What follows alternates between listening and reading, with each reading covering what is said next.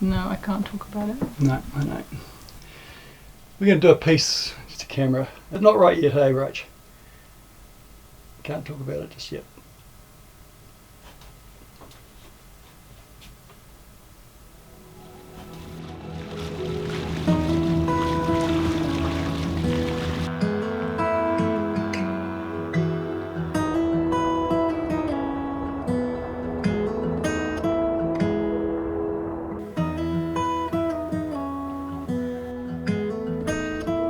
What are you doing, Mum? We have decided today that we're going to take the table off. It's lost its shine. It needs a sand on the top and re-varnished. So no time like the present. So I'm just unscrewing all the bolts, and then it's going to be a little project for Ivan, and I will possibly help him as well if he's nice to me. And something to do. Okay, you got it. Got it. See ya. Bye, table. So look There at it this is. side. It's lovely. Yeah, no, it looks really good on that Imagine that's side. what it was like. Yeah. It's like a caramel colour. Unfortunately, we may have just have jumped the gun there a bit. I was looking for the sander. Can't find the sander. So, Ivan's going to go just hand sanding it, see how we go. Once we start, we can't stop really. We've got to commit to it, so I'm a little nervous. How long have you got? How much commitment are you going to give me? Probably about 5 minutes because I got to go to watch a movie. Okay. Okay. Let's do it. Actually, I don't think we should need to do this. Let's just put it back. Oh, look at that. He's committed. True to his word, Ivan gave us 5 excellent minutes of his life dedicated to sanding before heading to the movies with the other Marina teenagers, leaving Rob and I holding the baby, but now with a sander borrowed from our neighbour James. Rob and I are just heading into town. We have managed to sand down the table, but we didn't have any varnish. Jess and James, who are in the boat beside us, lovely family, have lent us their car. So how much is petrol? Oh, I'm not sure what to say there, leader. Oh, I don't know. It's pretty cheap. Yeah. Real cheap. It's like about, I'm guessing it's like $1 a litre, maybe? Yeah. Oh yeah, oh no, it's $2 a litre. Yeah, 2 ringgit a litre, which is like about 70 cents New Zealand dollars. 70 New Zealand cents a litre. Wow, that's cheap. Paint, it's all paint. Not varnish. Maybe you need to ask. Yeah. So this is not for the tabletop. This is epoxy resin for an emergency. But Rachel has the epoxy varnish, 2-pot varnish. Went in for one thing. I absolutely adore this cat. I love her. She's a daughter I never had. And at this age, she's a lot less trouble than the boys were when they were a few months old. Far more demanding, weren't they? But it turns out I'm a cat person, and I never knew it. She's just so gorgeous. Listen to her purring. I love this cat. I love this cat. I'm just saying she shouldn't get used to it, because it's going out the door, out the window, drop kick. As soon as we have any hassles with border crossings, gone burger, absolute gone burger. In fact, how many patties can you make out of that thing? Not many. Not many. Feels like now we're throwing in that gob. Gosh, it's already costing us a fortune. Far out. We can't afford her. That's the problem.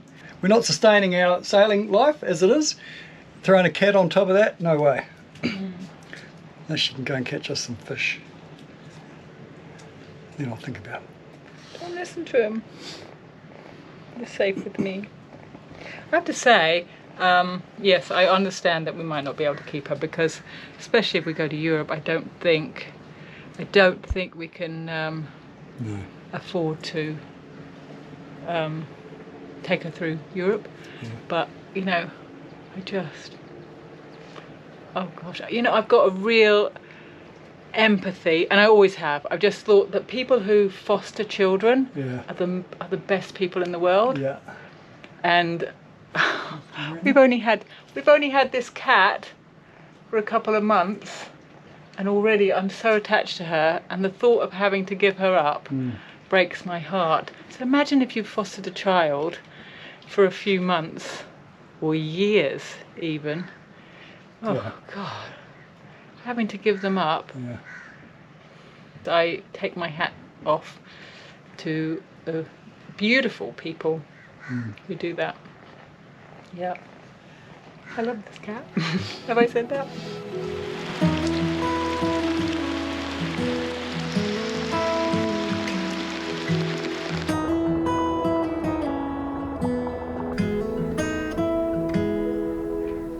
Bit in the middle of our table for Mike a bit. It's not very attractive actually, but it's for, I guess, for putting hot saucepans on.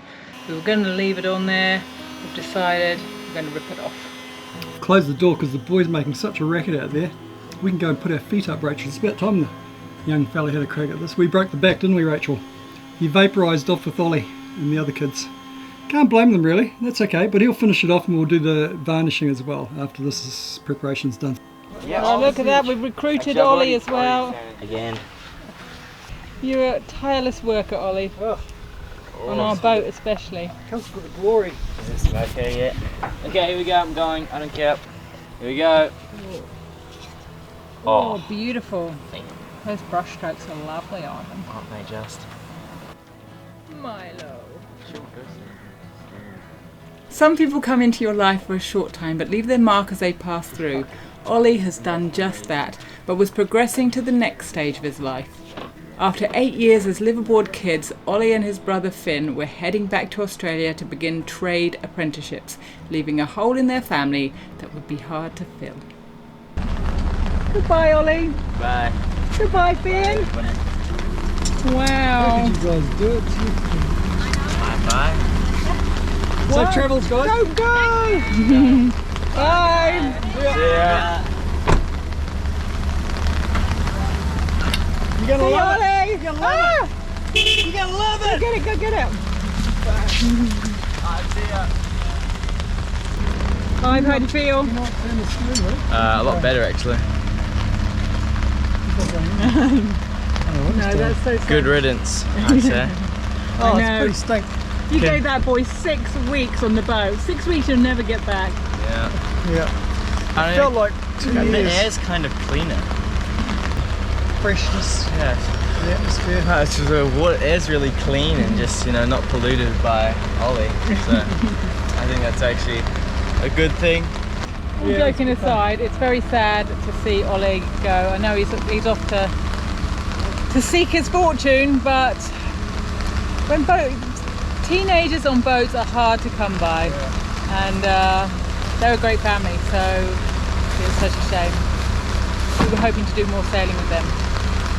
Who knows? Who knows?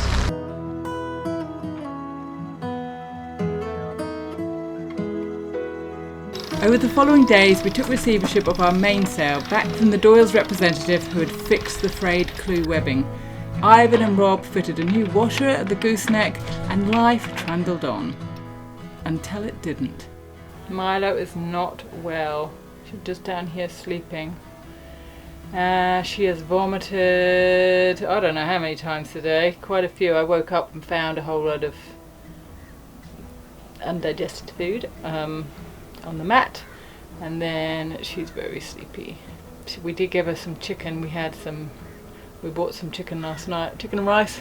We'd been training, doing boxing fitness training. Yeah, we gave her some of that. Doesn't appear to have agreed with her.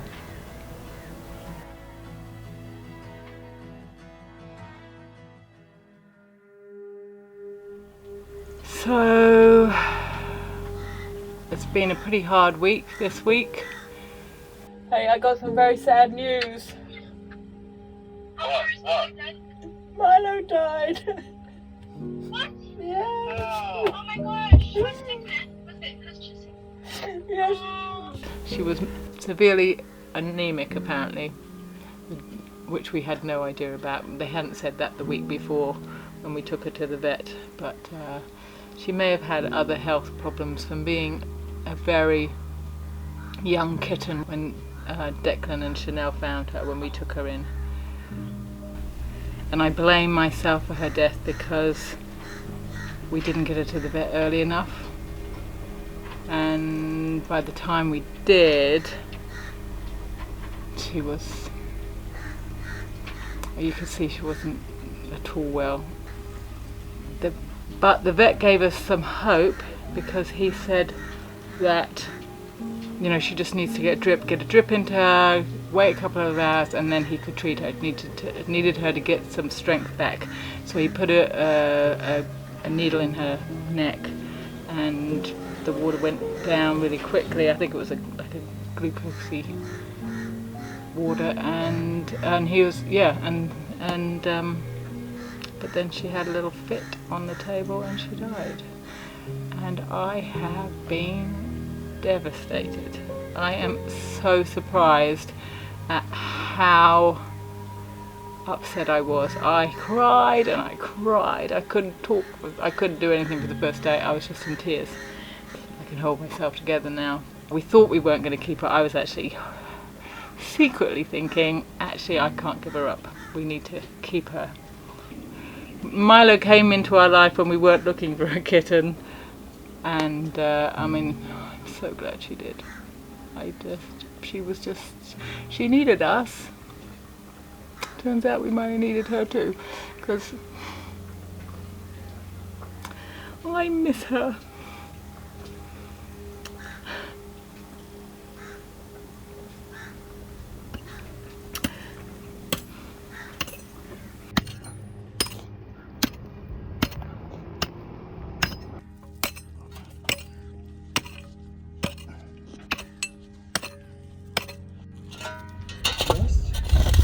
You know, we're beating ourselves up here because Rachel in particular feels responsible that she may have done something earlier. I feel the same, that we could have taken her to a vet sooner.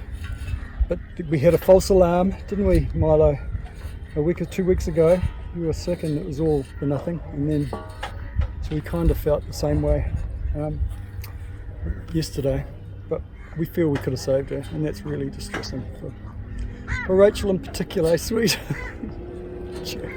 Yeah. Oh, I was reluctant to have a cat on board, but I did love her. I do love her. Rachel loves her the most, though. I'm so glad. I kind of feel she came into our lives. But, you know, it's a miracle that they found her on the road. We were so lucky to nurse her back that time, but we couldn't do it this time. I love you. Rescue.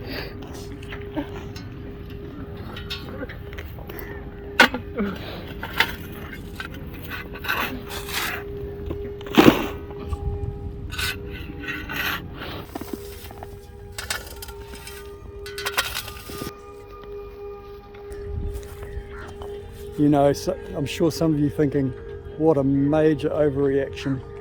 And, you know, arguably it is. It's not human, it's a feline. But that's what love is, isn't it? You know, you love something, you love someone, and Milo was a someone to us, as brief as it was. And Rachel in particular embraced Milo. She really loved Milo. She would say, gosh, it just makes this, feels like a happier place with Milo here. Yeah, so it's pretty sad, pretty sad. Grief is the price we pay for love. I'm glad she came into our lives. I'm glad that we had her.